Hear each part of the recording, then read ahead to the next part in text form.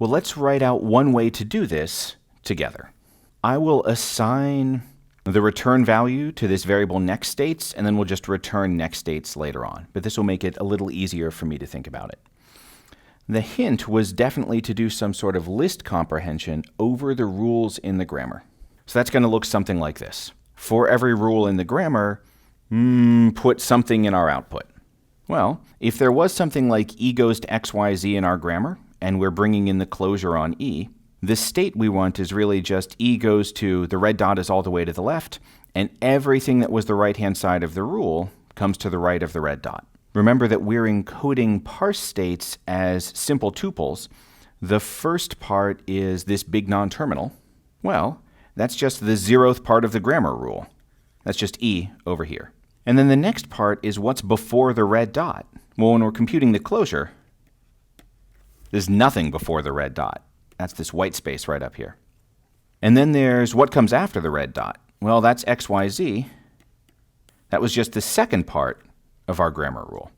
And then finally, we need to know what the current state is. And for us, based on our definition of closure, and you can go back and take a look if it has slipped your mind, that's just I, the state we're currently looking at. When we're computing the closure, we add more information to the current chart state. So this is pretty much 2/3 of the answer. The trick is, there might be other rules in our grammar, like t goes to abc, and we don't want to bring them in. We only wanted to compute this closure on e. So we're going to need little guard here in our list comprehension. I don't want to take every rule in the grammar and bring it in. I only want to bring in some of them. Well, what's the thing I'm supposed to be bringing in the closure for? It's based on CD. CD is whatever we saw to the right of the dot.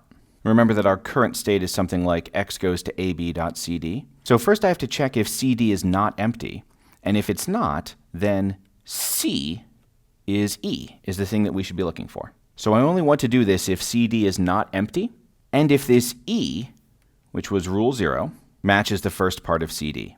That is, if this E is the same as C. If it is, we bring in the closure. And that's it.